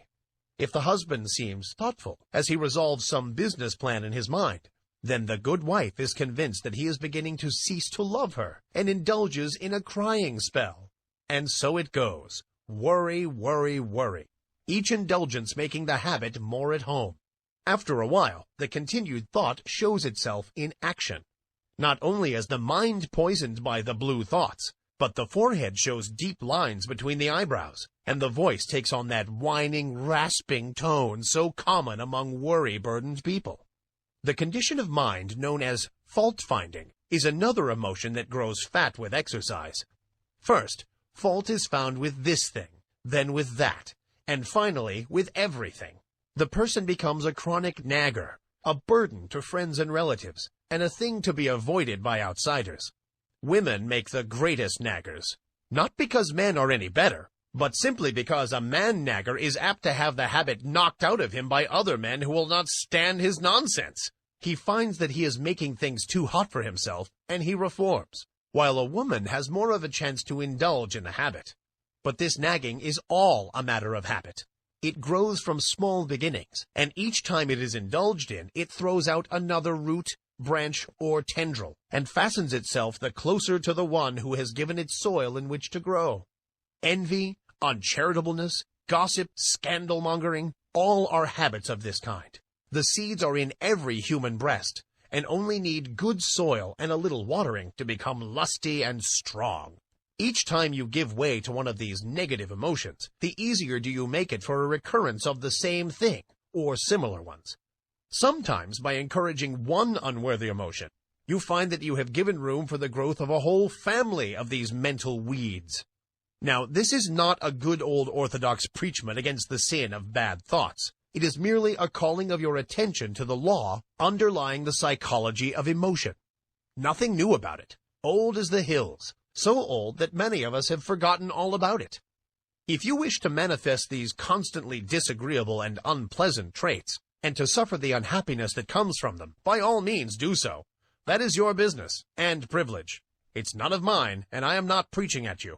It keeps me busy minding my own business and keeping an eye on my own undesirable habits and actions. I am merely telling you the law regarding the matter, and you may do the rest. If you wish to choke out these habits, there are two ways open to you. First, whenever you find yourself indulging in a negative thought or feeling, take hold of it and say to it firmly and vigorously, "Get out!" It won't like this at first and will bridle up, curve its back, and snarl like an offended cat. But never mind. Just say "scat" to it. The next time it will not be so confident and aggressive. It will have manifested a little of the fear habit. Each time you repress and choke out a tendency of this kind, the weaker it will become, and the stronger will your will be. Professor James says, "Refuse to express a passion and it dies. Count 10 before venting your anger, and its occasion seems ridiculous. Whistling to keep up courage is no mere figure of speech. On the other hand, sit all day in a moping posture, sigh, and reply to everything with a dismal voice, and your melancholy lingers. There is no more valuable precept in moral education than this, as all who have experience know. If we wish to conquer emotional tendencies in ourselves, we must assiduously, and in the first instance cold-bloodedly, go through the outward movements of those contrary dispositions we prefer to cultivate. Smooth the brow, brighten the eye, contract the dorsal rather than the ventral aspect of the frame, and speak in a major key. Pass the genial compliment, and your heart must be frigid indeed, if it does not gradually thaw." Chapter 12. Developing New Brain Cells. I have spoken of the plan of getting rid of undesirable states of feeling by driving them out. But a far better way is to cultivate the feeling or emotion directly opposed to the one you wish to eradicate. We are very apt to regard ourselves as the creatures of our emotions and feelings, and to fancy that these feelings and emotions are we. But such is far from being the truth. It is true that the majority of the race are slaves of their emotions and feelings, and are governed by them to a great degree. They think that feelings are things that rule one, and from which one cannot free himself, and so they cease to rebel. They yield to the feeling without question, although they may know that the emotion or mental trait is calculated to injure them, and to bring unhappiness and failure instead of happiness and success. They say, "We are made that way," and let it go at that. The new psychology is teaching the people better things. It teaches them that they are masters of their emotions and feelings, instead of being their slaves. It tells them that brain cells may be developed that will manifest along desirable lines, and that the old brain cells that have been manifesting so unpleasantly may be placed on the retired list and allowed to atrophy from want of use. People may make themselves over, and change their entire natures.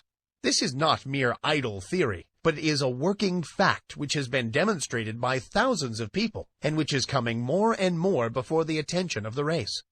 No matter what theory of mind we entertain, we must admit that the brain is the organ and instrument of the mind, in our present state of existence at least, and that the brain must be considered in this matter. The brain is like a wonderful musical instrument, having millions of keys, upon which we may play innumerable combinations of sounds. We come into the world with certain tendencies, temperaments, and predispositions. We may account for these tendencies by heredity, or we may account for them upon theories of pre-existence, but the facts remain the same. Certain keys seem to respond to our touch more easily than others. Certain notes seem to sound forth as the current of circumstances sweeps over the strings, and certain other notes are less easily vibrated. But we find that if we but make an effort of the will to restrain the utterance of some of these easily sounded strings, they will grow more difficult to sound, and less liable to be stirred by the passing breeze. And if we pay attention to some of the other strings that have not been giving forth a clear tone, we will soon get them in good working order. Their notes will chime forth clear and vibrant, and will drown the less pleasant sounds. We have millions of unused brain cells awaiting our cultivation. We are using but a few of them, and some of these we are working to death. We are able to give some of these cells a rest by using other cells. The brain may be trained and cultivated in a manner incredible to one who has not looked into the subject. Mental attitudes may be acquired and cultivated, changed and discarded at will. There is no longer any excuse for people manifesting unpleasant and harmful mental states. We have the remedy in our hands. We acquire habits of thought, feeling, and action through repeated use. We may be born with a tendency in a certain direction, or we may acquire tendencies by suggestions from others, such as the examples of those around us, suggestions from reading, listening to teachers. We are a bundle of mental habits. Each time we indulge in an undesirable thought or habit, the easier does it become for us to repeat that thought or action. Mental scientists are in the habit of speaking of desirable thoughts or mental attitudes as positive, and of the undesirable ones as negative. There is a good reason for this. The mind instinctively recognizes certain things as good for the individual to which it belongs, and it clears the path for such thoughts, and interposes the least resistance to them. They have a much greater effect than an undesirable thought possesses, and one positive thought will counteract a number of negative thoughts. The best way to overcome undesirable or negative thoughts and feelings is to cultivate the positive ones. The positive thought is the strongest plant, and will in time starve out the negative one by withdrawing from it the nourishment necessary for its existence. Of course, the negative thought will set up a vigorous resistance at first, for it is a fight for life with it. In the slang words of the time, it sees its finish if the positive thought is allowed to grow and develop. And, consequently, it makes things unpleasant for the individual until he has started well into the work of starving it out. Brain cells do not like to be laid on the shelf any more than does any other form of living energy, and they rebel and struggle until they become too weak to do so. The best way is to pay as little attention as possible to these weeds of the mind, but put in as much time as possible watering, caring for, and attending to the new and beautiful plants in the garden of the mind. For instance, if you are apt to hate people, you can best overcome the negative thought by cultivating love in its place. Think love and act it out as often as possible. Cultivate thoughts of kindness and act as kindly as you can to everyone with whom you come in contact. You will have trouble at the start, but gradually love will master hate, and the latter will begin to droop and wither. If you have a tendency toward the blues, cultivate a smile and a cheerful view of things. Insist upon your mouth wearing upturned corners, and make an effort of the will to look upon the bright side of things. The blue devils will set up a fight, of course, but pay no attention to them. Just go on cultivating optimism and cheerfulness. Let bright, cheerful, and happy be your watchword, and try to live it out. These recipes may seem very old and time-worn, but they are psychological truths and may be used by you to advantage. If you once comprehend the nature of the thing, The affirmations and autosuggestions of the several schools may be understood and taken advantage of. You may make yourself energetic instead of slothful, active instead of lazy, by this method. It is all a matter of practice and steady work. New thought people often have much to say about holding the thought, and indeed, it is necessary to hold the thought in order to accomplish results. But something more is needed. You must act out the thought until it becomes a fixed habit with you. Thoughts take form in action, and in turn, actions influence thought. So by acting out certain lines of thought, the actions react upon the mind and increase the development of the part of the mind having close relation to the act. Each time the mind entertains a thought, the easier becomes the resulting action, and each time an act is performed, the easier becomes the corresponding thought. So you see, the thing works both ways, action and reaction. If you feel cheerful and happy, it is very natural for you to laugh. And if you will laugh a little, you will begin to feel bright and cheerful. Do you see what I'm trying to get at? Here it is in a nutshell. If you wish to cultivate a certain habit of action, begin by cultivating the mental attitude corresponding to it. And as a means of cultivating that mental attitude, start in to act out or go through the motions of the act corresponding to the thought. Now, see if you cannot apply this rule. Take up something that you really feel should be done, but which you do not feel like doing. Cultivate the thought leading up to it. Say to yourself, I like to do so, and then go through the motions, cheerfully, remember, and act out the thought that you like to do the thing. Take an interest in the doing. Study out the best way to do it. Put brains into it. Take a pride in it, and you will find yourself doing the things with a considerable amount of pleasure and interest. You will have cultivated a new habit. If you prefer trying it on some mental trait of which you wish to be rid, it will work the same way. Start in to cultivate the opposite trait, and think it out and act it out for all you are worth. Then watch the change that will come over you.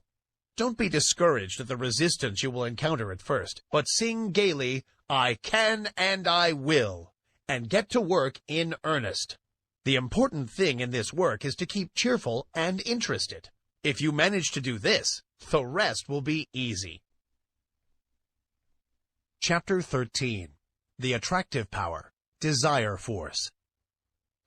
We have discussed the necessity of getting rid of fear, that your desire may have full strength with which to work. Supposing that you have mastered this part of the task, or at least started on the road to mastery, I will now call your attention to another important branch of the subject. I allude to the subject of mental leaks. No, I don't mean the leakage arising from your failure to keep your own secrets. That is also important, but forms another story. The leakage I am now referring to is that occasioned by the habit of having the attention attracted to and distracted by every passing fancy. In order to attain a thing, it is necessary that the mind should fall in love with it and be conscious of its existence, almost to the exclusion of everything else. You must get in love with the thing you wish to attain, just as much as you would if you were to meet the girl or man you wish to marry. I do not mean that you should become a monomaniac upon the subject, and should lose all interest in everything else in the world. That won't do, for the mind must have recreation and change. But I do mean that you must be so set upon the desired thing that all else will seem of secondary importance. A man in love may be pleasant to everyone else, and may go through the duties and pleasures of life with good spirit. But underneath it all he is humming to himself, just one girl, and every one of his actions is bent toward getting that girl and making a comfortable home for her. Do you see what I mean? You must get in love with the thing you want, and you must get in love with it in earnest. None of this latter-day flirting, on today and off tomorrow sort of love, but the good old-fashioned kind, that used to make it impossible for a young man to get to sleep unless he took a walk around his best girl's house, just to be sure it was still there. That's the real kind. And the man or woman in search of success must make of that desired thing his ruling passion. He must keep his mind on the main chance. Success is jealous. That's why we speak of her as feminine. She demands a man's whole affection, and if he begins flirting with other fair charmers, she soon turns her back upon him. If a man allows his strong interest in the main chance to be sidetracked, he will be the loser. Mental force operates best when it is concentrated. You must give to the desired thing your best and most earnest thought. Just as the man who is thoroughly in love will think out plans and schemes whereby he may please the fair one, so will the man who is in love with his work or business give it his best thought, and the result will be that 101 plans will come into his field of consciousness, many of which are very important. The mind works on the subconscious plane, remember, and almost always along the lines of the ruling passion or desire. It will fix up things and patch together plans and schemes, and when you need them the most, it will pop them into your consciousness, and you will feel like hurrahing, just as if you had received some valuable aid from outside. But if you scatter your thought force, the subconscious mind will not know just how to please you, and the result is that you are apt to be put off from this source of aid and assistance. Beside this, you will miss the powerful result of concentrated thought in the conscious working out of the details of your plans.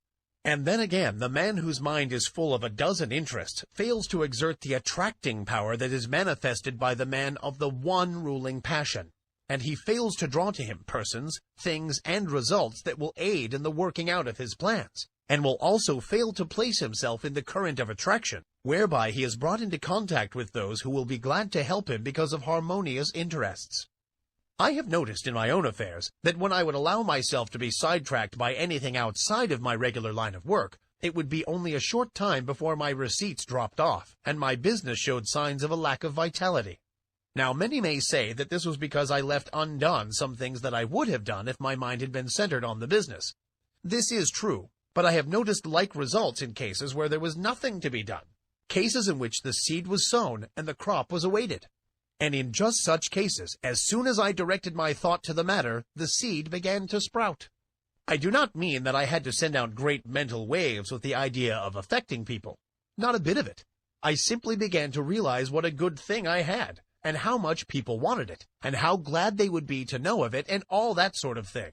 And lo, my thoughts seemed to vitalize the work, and the seed began to sprout. This is no mere fancy, for I have experienced it on several occasions. I have spoken to many others on the subject, and I find that our experiences tally perfectly. So don't get into the habit of permitting these mental leaks. Keep your desire fresh and active, and let it get in its work without interference from conflicting desires. Keep in love with the thing you wish to attain. Feed your fancy with it. See it as accomplished already, but don't lose your interest. Keep your eye on the main chance, and keep your one ruling passion strong and vigorous. Don't be a mental polygamist. One mental love is all that a man needs. That is, one at a time.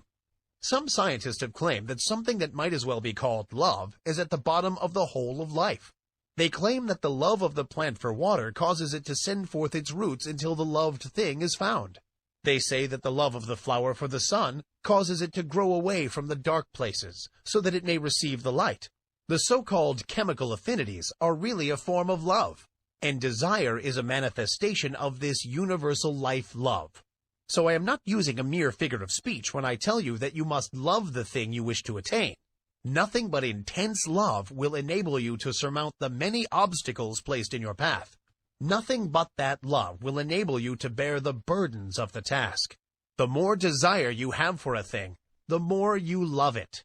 And the more you love it, the greater will be the attractive force exerted toward its attainment, both within yourself and outside of you. So love but one thing at a time. Don't be a mental Mormon. Chapter 14. The Great Dynamic Forces.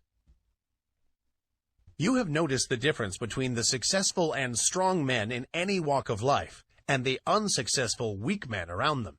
You are conscious of the widely differing characteristics of the two classes, but somehow find it difficult to express just in what the difference lies. Let us take a look at the matter. Burton said, "The longer I live, the more certain I am that the great difference between men, the feeble and the powerful, the great and the insignificant, is energy and invincible determination, a purpose once fixed, and then death or victory. That quality will do anything that can be done in this world, and no talents, no circumstances, no opportunities will make a two-legged creature a man without it." I do not see how the idea could be more clearly expressed than Burton has spoken. He has put his finger right in the center of the subject. His eye has seen into the heart of it. Energy and invincible determination. These two things will sweep away mighty barriers and will surmount the greatest obstacles. And yet, they must be used together. Energy without determination will go to waste. Lots of men have plenty of energy. They are full to overflowing with it. And yet, they lack concentration. They lack the concentrated force that enables them to bring their power to bear upon the right spot. Energy is not nearly so rare a thing as many imagine it to be.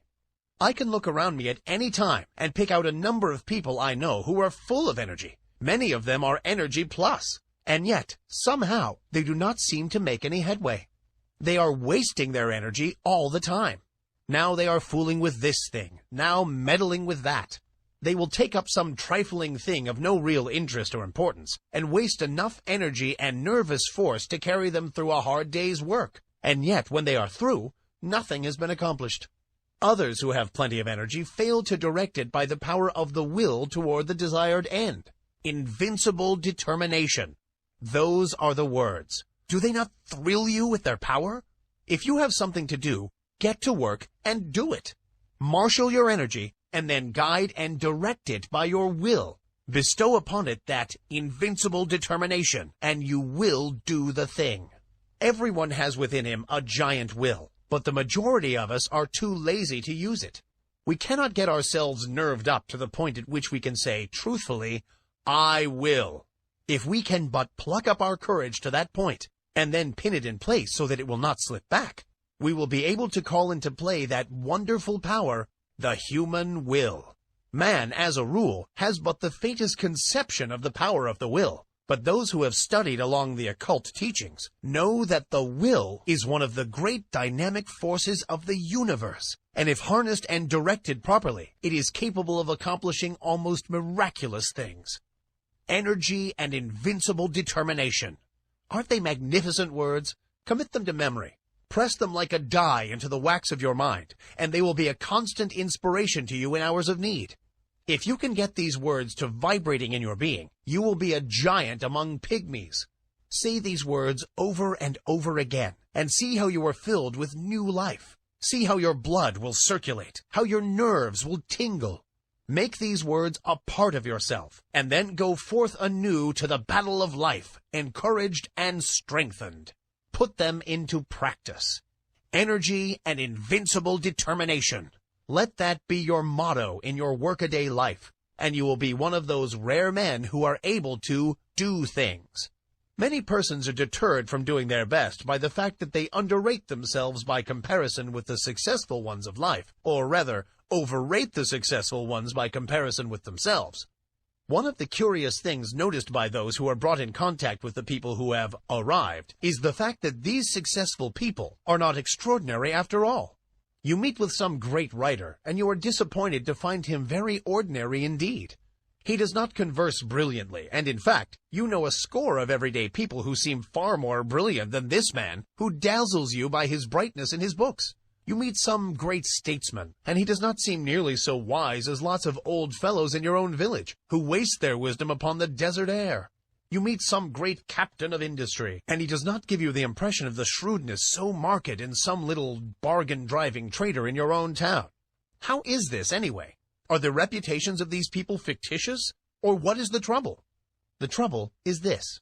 You have imagined these people to be made of superior metal, and are disappointed to find them made of the same stuff as yourself and those about you. But, you ask, wherein does their greatness of achievement lie? Chiefly in this. Belief in themselves and in their inherent power, in their faculty to concentrate on the work at hand when they are working, and in their ability to prevent leaks of power when they are not working. They believe in themselves and make every effort count. Your village wise man spills his wisdom on every corner and talks to a lot of fools, when if he really were wise, he would save up his wisdom and place it where it would do some work. The brilliant writer does not waste his wit upon every corner. In fact, he shuts the drawer in which he contains his wit, and opens it only when he is ready to concentrate and get down to business. The captain of industry has no desire to impress you with his shrewdness and smartness. He never did, even when he was young. While his companions were talking and boasting, and blowing, this future successful financier was sawing wood and saying nothing.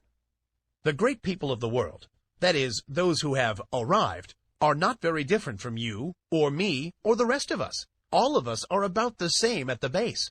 You have only to meet them to see how very ordinary they are after all. But don't forget the fact that they know how to use the material that is in them, while the rest of the crowd does not, and in fact, even doubts whether the true stuff is there.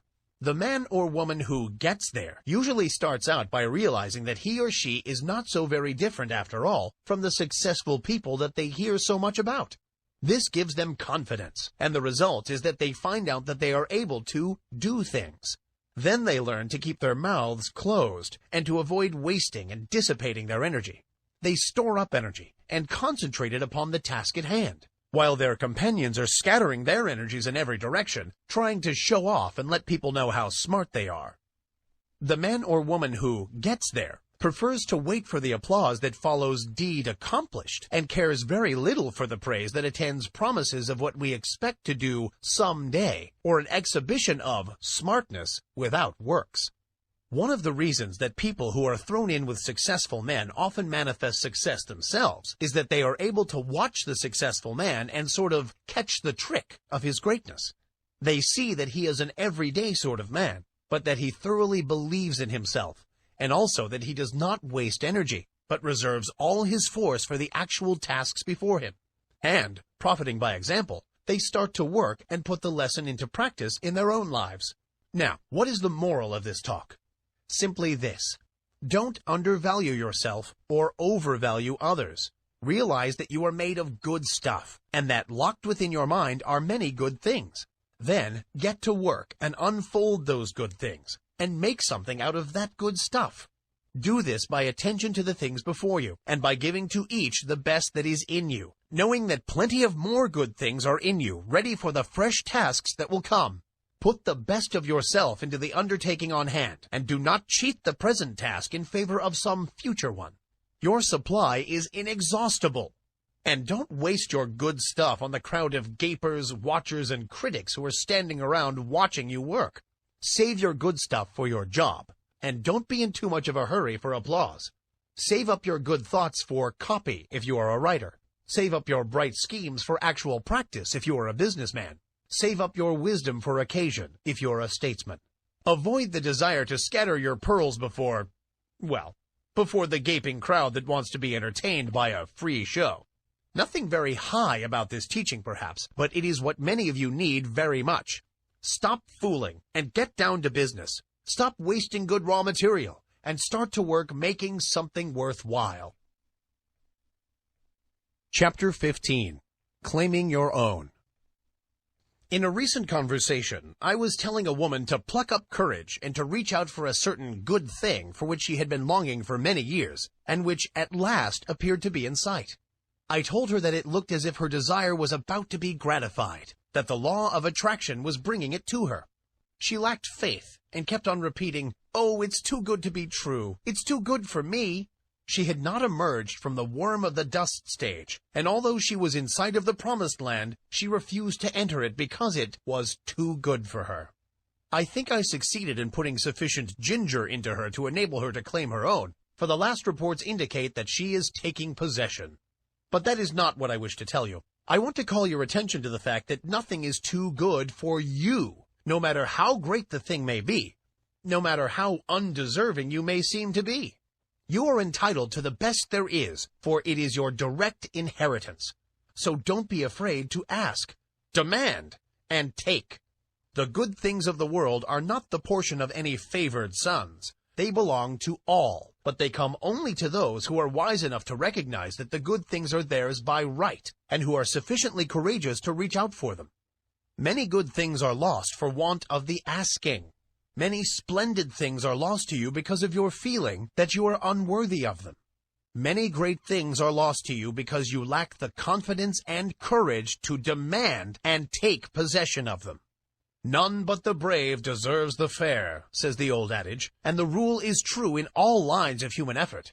But if you keep on repeating that you are unworthy of the good thing, that it is too good for you, the law will be apt to take you at your word and believe what you say.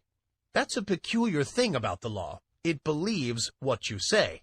It takes you in earnest. So beware what you say to it, for it will be apt to give credence.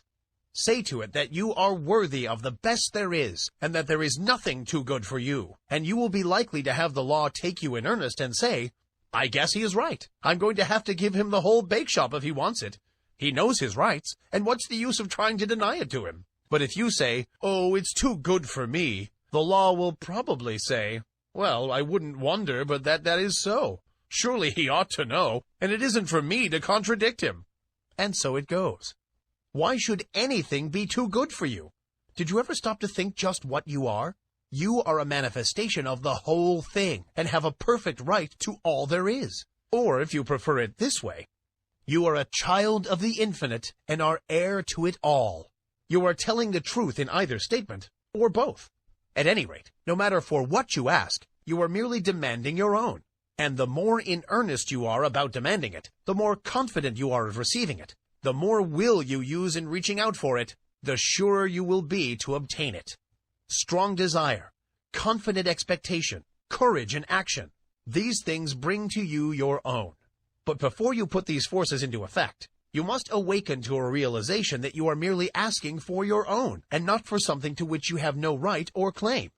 So long as there exists in your mind the last sneaking bit of doubt as to your right to the things you want, you will be setting up a resistance to the operation of the law.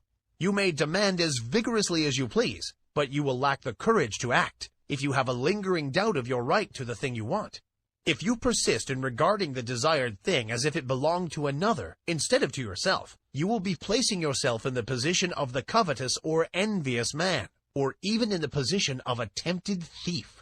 In such a case, your mind will revolt at proceeding with the work, for it instinctively will recoil from the idea of taking what is not your own.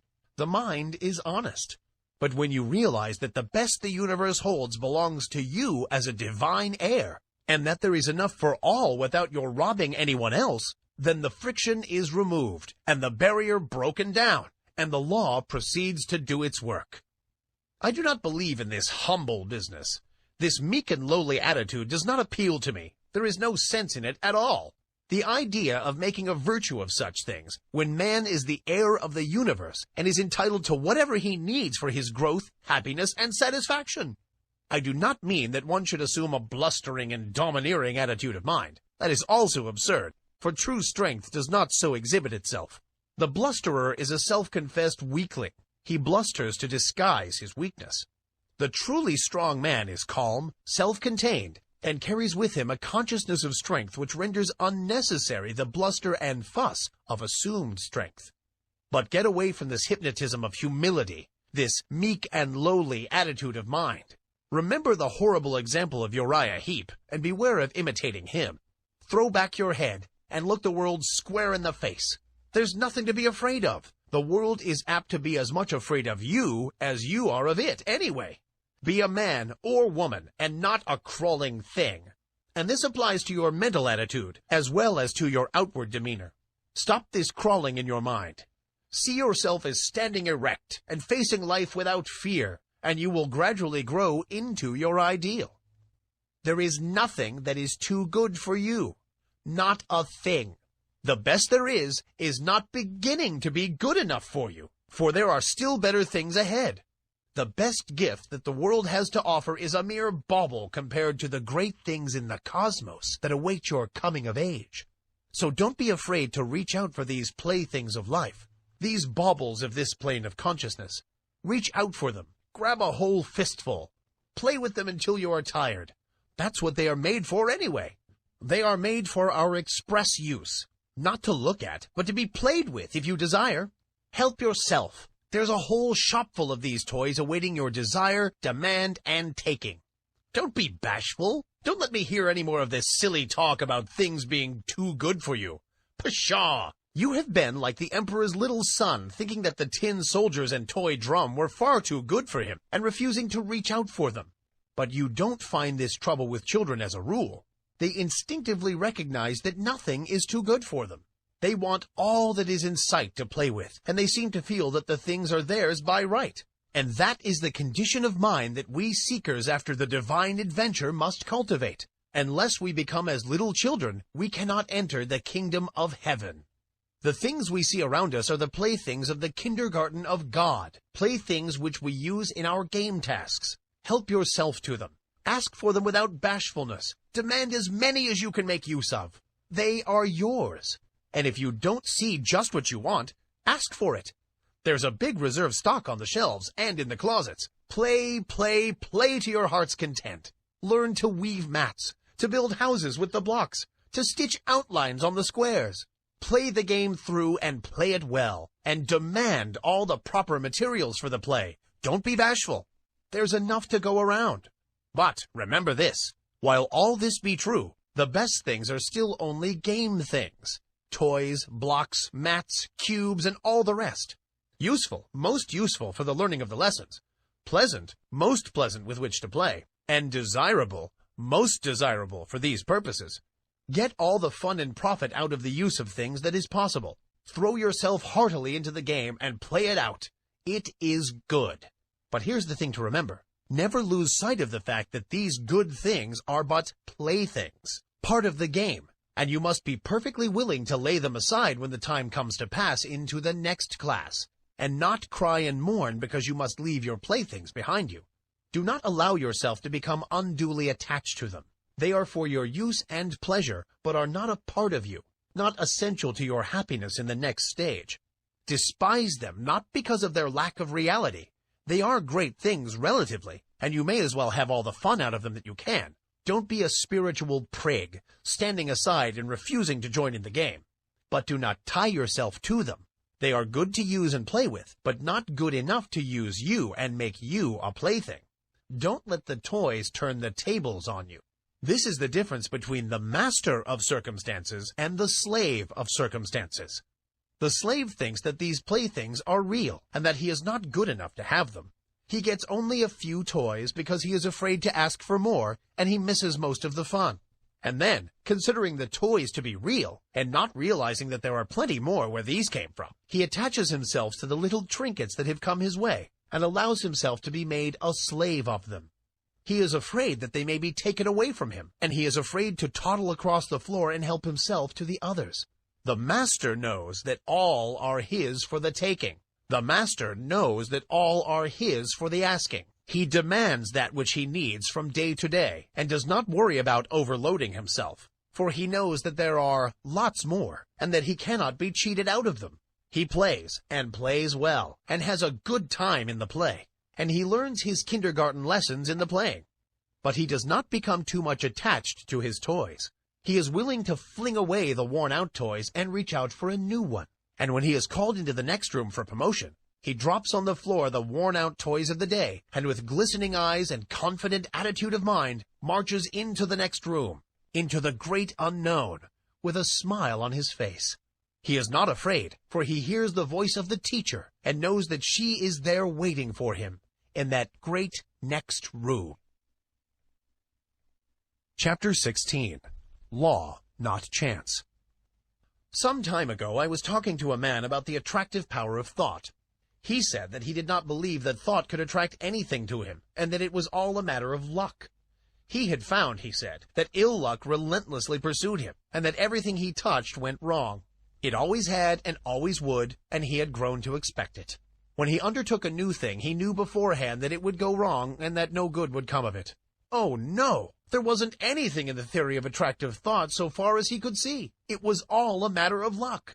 This man failed to see that by his own confession he was giving a most convincing argument in favor of the law of attraction. He was testifying that he was always expecting things to go wrong, and that they always came about as he expected.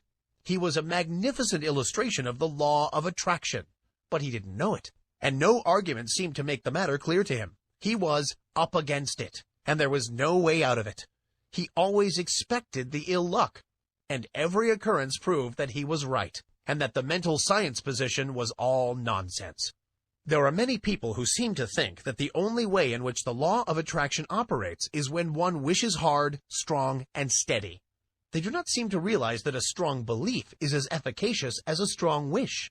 The successful man believes in himself and his ultimate success, and, paying no attention to little setbacks, stumbles, tumbles, and slips, presses on eagerly to the goal, believing all the time that he will get there. His views and aims may alter as he progresses, and he may change his plans or have them changed for him, but all the time he knows in his heart that he will eventually get there. He is not steadily wishing he may get there. He simply feels and believes it, and thereby sets to operation the strongest forces known in the world of thought. The man who just as steadily believes he is going to fail will invariably fail. How could he help it? There is no special miracle about it. Everything he does, thinks, and says is tinctured with the thought of failure. Other people catch his spirit and fail to trust him or his ability, which occurrences he in turn sets down as but other exhibitions of his ill luck, instead of ascribing them to his belief and expectation of failure. He is suggesting failure to himself all the time, and he invariably takes on the effect of the auto-suggestion. Then again, he, by his negative thoughts, shuts up that portion of his mind from which should come the ideas and plans conducive to success, and which do come to the man who is expecting success because he believes in it. A state of discouragement is not the one in which bright ideas come to us. It is only when we are enthused and hopeful that our minds work out the bright ideas which we may turn to account. Men instinctively feel the atmosphere of failure hovering around certain of their fellows, and on the other hand recognizes something about others which leads them to say, when they hear of a temporary mishap befalling such a one, "Oh, he'll come out of it all right somehow. You can't down him." It is the atmosphere caused by the prevailing mental attitude. Clear up your mental atmosphere. There is no such thing as chance. Law maintains everywhere, and all that happens because of the operation of law. You cannot name the simplest thing that ever occurred by chance. Try it, and then run the thing down to a final analysis, and you will see it as the result of law. It is as plain as mathematics. Plan and purpose, cause and effect. From the movements of worlds to the growth of the grain of mustard seed, all the result of law. The fall of the stone down the mountainside is not chance. Forces which had been in operation for centuries caused it. And back of that cause were other causes, and so on until the causeless cause is reached. And life is not the result of chance. The law is here too. The law is in full operation whether you know it or not, whether you believe in it or not. You may be the ignorant object upon which the law operates, and bring yourself all sorts of trouble because of your ignorance of or opposition to the law. Or you may fall in with the operations to the law, get into its current, as it were, and life will seem a far different thing to you. You cannot get outside of the law by refusing to have anything to do with it. You are at liberty to oppose it and produce all the friction you wish to. It doesn't hurt the law, and you may keep it up until you learn your lesson. The law of thought attraction is one name for the law, or rather for one manifestation of it. Again, I say, your thoughts are real things. They go forth from you in all directions, combining with thoughts of like kind, opposing thoughts of a different character, forming combinations, going where they are attracted, flying away from thought centers opposing them. And your mind attracts the thought of others, which have been sent out by them, consciously or unconsciously. But it attracts only those thoughts which are in harmony with its own. Like attracts like, and opposites repel opposites in the world of thought. If you set your mind to the keynote of courage, confidence, strength, and success, you attract to yourself thoughts of like nature, people of like nature, things that fit in the mental tune. Your prevailing thought or mood determines that which is to be drawn toward you, picks out your mental bedfellow. You are today setting into motion thought currents which will, in time, attract toward you thoughts, people, and conditions in harmony with the predominant note of your thought. Your thought will mingle with that of others of like nature and mind, and you will be attracted toward each other, and will surely come together with a common purpose sooner or later, unless one or the other of you should change the current of his thoughts. Fall in with the operations of the law. Make it a part of yourself. Get into its currents. Maintain your poise. Set your mind to the keynote of courage, confidence, and success. Get in touch with all the thoughts of that kind that are emanating every hour from hundreds of minds. Get the best that is to be had in the thought world. The best is there, so be satisfied with nothing less. Get into